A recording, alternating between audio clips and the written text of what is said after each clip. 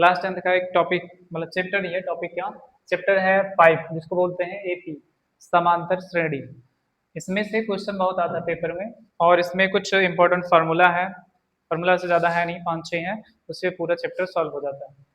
तो आज पढ़ेंगे इसमें बेसिक, सबसे पहले फार्मूले जो हैं उनके बारे में समझेंगे, फिर क्वेश्चन कैसे सॉल्व करेंगे ये समझेंगे। तो सबसे पहले एपी होता क्या है? एपी हिंदी में बोलते हैं समांतर श्रेणी से। एपी को हिंदी में बोलते हैं समांतर श्रेणी।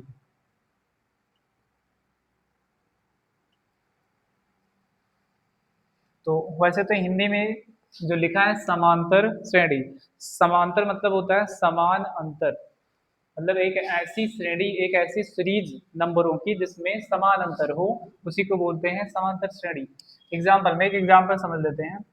जैसे यहाँ पे दिया गया हो 2 4 6 8 10 12 14 एंड सो ऑन। यहाँ पे दिया हो मान लो 100 दिया लास्ट में, तो सबके बीच में डिफरेंस कितना है? अगर डिफरेंस देखेंगे तो 2 और 4 के बीच में 2 का डिफरेंस है, 4 6 के बीच में भी 2 का है, सबके बीच में 2 2 का डिफरेंस है, मतलब 2 का अंतर है, इसलिए इसको बोलेंगे समांतर श्रेणी। वैसे इसके नाम में दिख रहा है, सम मतलब होता है समान, और ये अंतर बता ही रहा, अंतर मतलब होता है डिफरेंस। तो ऐसी सीरीज जिसमें समान अंतर होता है उसको बोलते हैं समांतर श्रेणी, और इंग्लिश में बोलते हैं एपी, अर्थमेटिक प्रोग्रेस। तो इसके लिए जो फॉर्मेट होता है, जो एपी पहचानने के लिए जो फॉर्मेट होगा वो क्या होगा, टर्म के फॉर्म में लिखा होता है। यहाँ पे लिखा होता है A1 A2 A3 A4 ऐसे करके डॉट डॉट AN, ये सभी टर्म होते हैं पद। जैसे पहला नंबर जो हो गया उसे A1 कहेंगे, मतलब पहला पद है। A2 मतलब दूसरा पद है, ये तीसरा है, चौथा, ऐसे करके एन टर्म तक हो गया। अब A1 को लिखते क्या है? A1 को लिखते हैं A, जो पहला पद होगा फर्स्ट टर्म उसको A लिखेंगे। A2 को लिखते हैं A प्लस डी, ये हो गया दूसरा पद। तीसरे के लिखते हैं A प्लस 2D, इसी प्रकार से A plus 3D and so on. Last में ऐसे जोड़ते जाना है, लास्ट में जो AN है उसको लिखेंगे A प्लस ND, मतलब एक ही चीज बढ़ रहा है, वो है यहाँ का नंबर।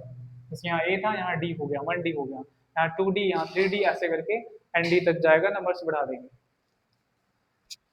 अब आगे समझते हैं, इसमें जो सबसे पहला दिया गया है इसको बोलते हैं फर्स्ट टर्म, हिंदी में बोलेंगे प्रथम पद। प्रथम पद जो होता है वो A होता है।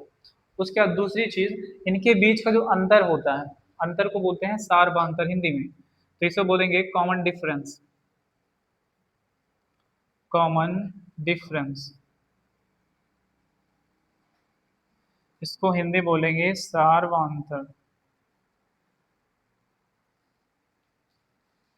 सार्वधातुक को D से डिनोट करेंगे, और इसको इस तरीके से लिख सकते हैं इक्वल टू D।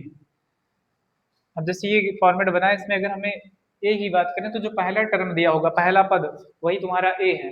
डी निकालने के लिए क्या करना, सिंपली A2 में से A1 घटा देना, या A3 में से A2 घटा देना, कहीं भी किसी नंबर में इस सीरीज में देखना, लास्ट मतलब राइट वाले में से लेफ्ट वाला घटाना है, चाहे जहां से। जैसे हमें डी निकालना है तो सिंपली क्या करना, इसको हम लिख सकते हैं A2, ऐसे लिख लेना A2 माइनस A1, मतलब A2 में से A1 अगर हम घटा दें तो D मिल जाएगा, मतलब हम D को A2 माइनस A1 भी लिख सकते हैं। इसी प्रकार से और टर्म निकालने के लिए फार्मूला है, जैसे n निकालना हो, कोई सीरीज दी गई हो, कोई मान लो श्रेणी दी गई है, उसमें बताना हो कौन कितने पद हैं। तो एग्जांपल जैसे यनुमा पद, से बोलते हैं हिंदी में अनुमा पद, इसको बोलते हैं यंत्र टर्म। ए एन का फार्मूला होता है, ए एन इसको टू लिखते हैं इसको A plus n minus 1 into d. इसी को निकालने का एक फार्मूला और है, ए एन को एल भी लिखते हैं, एल बराबर A plus n minus 1 into D.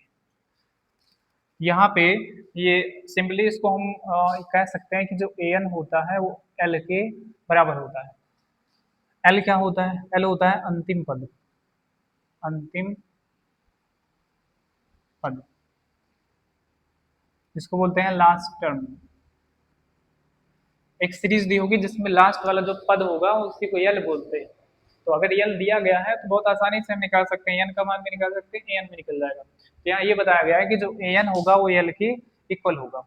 इसके बाद जो तीसरा फार्मूला है वो सम निकालने के लिए, मान लो कोई सीरीज दी गई है उसका योग निकालना हो, सम निकालना हो, तो उसके लिए लिखते हैं सम ऑफ n टर्म, हिंदी में बोलेंगे n पदों का योग। मतलब बहुत सारे पद दिए गए हों तो उनको जोड़ा कैसे जाएगा, तो इसको सिंपली डिनोट करते हैं या सी एन से। एस एन बराबर होता है n by two, two a plus n minus one into d. ये सिंपल एक फार्मूला है, इसी पे मान रखना है। एन की वैल्यू ये सब दिया रहेगा। एन हो गया कि कितने नंबर्स हैं, ए तो हमारा जो पहला पद है वो है, डी है कॉमन डिफरेंस, दो नंबरों के बीच के डिफरेंस। इसी फार्मूले को एस एन निकालने का एक तरीका और है। एस एन बराबर, अगर यहाँ पे हमें लास्ट टर्म दिया हो तो बहुत सिंपली निकल जाएगा, उसे लिखते हैं एन बाई टू और ए प्लस यल। ये कब लगाते हैं, जब हमें यल दिया गया हो, अंतिम पद दिया गया हो, तो यही फार्मूला लगा के डायरेक्ट हम सब निकाल सकते हैं, डायरेक्ट निकल जाएगा। तो इस प्रकार से ये इतने फार्मूले हैं, बेसिकली इतने फार्मूले यूज करके हम मैक्सिमम क्वेश्चन इसमें का, इस पूरे चैप्टर का मैक्सिमम क्वेश्चन इसी से कर लेते हैं। अब आगे इस पे क्वेश्चन सॉल्व करेंगे, पहले इस फार्मूले को अच्छे से याद कर लेना और समझ लेना।